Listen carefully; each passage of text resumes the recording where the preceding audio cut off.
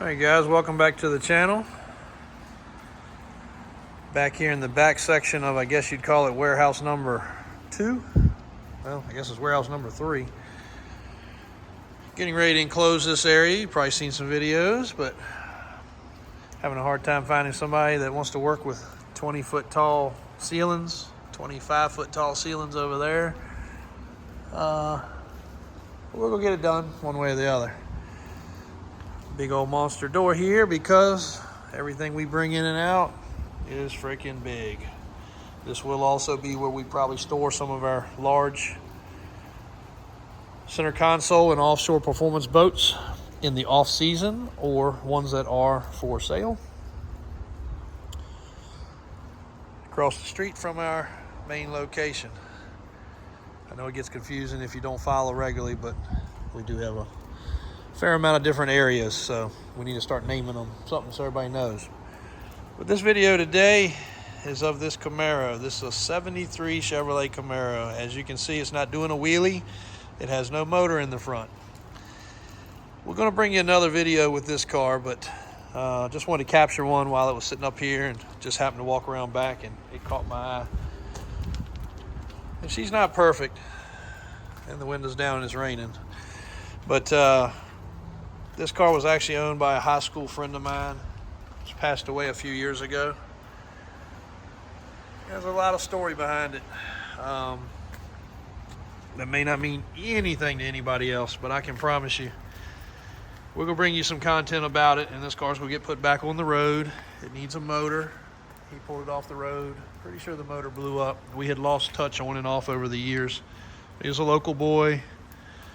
His father's been a good customer of mine for years, and he was a friend of lots of the same friends. But this car rolled up in the high school parking lot many moons ago. Won't say how many, but he was the cool kid on the block, and he was a nice guy. Unfortunately, his life directions were not the best, as everybody that knows the car knows. And his father put a few things up for sale, and I got a call or a text from a friend of a friend and said, hey, this thing's going to be, well, he didn't start off with the Camaro. He said, hey, he's got this older car and he's got this dirt bike and he's got some other stuff. He's got the Camaro. And I said, whoa. The blue Camaro? And he was like, yep, he's letting it go. So I was very shocked his dad wanted to let it go, but he said it was mentally too straining for him to have the car around. They built this car when he was a kid. The dad had it even prior to that.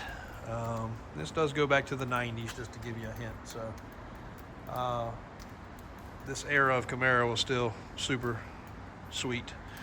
But his dad couldn't deal with the memory of the car being around and his son and, you know, all that. So I made sure he had checked with all the family, and he had quite a few pieces and parts that go to it. And even after that, I guess it still ruffles some feathers because I guess some of the family or other friends thought they were going to pick the car up for, you know, 5 or 10 grand or something, you know, for a steal. And I'm not going to disclose what I paid, but it was far more than those numbers that were offered. He named his price. I paid exactly what he asked for. Did not dicker on it whatsoever, just because of the fact, to me, when I was riding around in an 80s model 4-cylinder Jeep Cherokee, the only thing that my dad would allow me to drive back then at 16 years old in high school, this is the guy that I wanted to be.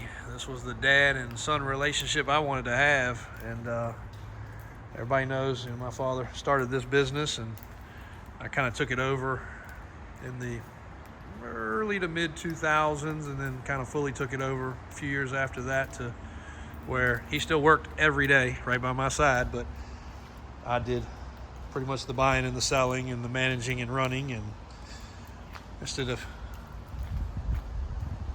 him being my boss, I was kind of his, but you know, he was still the boss nevertheless. But anyway, turns out that I had the dad that I should have had, that called the right shots, and I wouldn't even say that if this man hadn't said the same thing. He said he'd watched me grow up. He'd watched this business, done plenty of transactions with us to know the kind of man my dad was and the kind of son he raised. And he said, unfortunately, he didn't do the same. So looks on the surface. I think that's what the video is going to be about, what looks on the surface and what really happens in real life are typically two different things, and it's really hard to see the difference between them. And he had obviously a very stricken relationship with his son, and it played out to not a good end. So obviously I've lost my father, kind of the opposite way. He lost his son. That's never the way it's supposed to work, but you can't turn back time. And little situations like this make you realize, remember high school and remember all those days, the good ones and the bad ones. But that boy that was, to me, a hero, sweetest ride in the world, most badass car, while I'm riding around a $1,000 piece of crap that barely ran. He was an only child. I was one of three. My parents worked hard. And you know how the rest goes in most cases. So very unfortunate, very tragic. I lost a friend because we were friends. Would never say I hated on him as far as, whatever the term is these days, but I definitely was jealous and, whatever other words fit that. But later in life, things changed, and he kind of looked up to me, and we were friends, and we had a serious amount of mutual friends together. And when his life choices were not aligning with what I chose to be around or be a part of, then we had to kind of change ways. So a little testament to the cool kid he was and the man that he became and the daughter he left behind, the dad he left behind, the life he left behind. But that's one of the few mementos that any of us have, and all the people in that circle, when I get this car together, are going to be able to enjoy it. We'll take it to some car shows, let his dad drive it if he can bring himself to want to do so, and we're going to all enjoy a little memory with that car for sure. So more to come. Quick little clip today. Didn't mean for it to turn so long, but if you follow Davis Drives, it's not always the 300 cars and trucks and monster trucks and boats and everything else. We do have a real life side to us as well.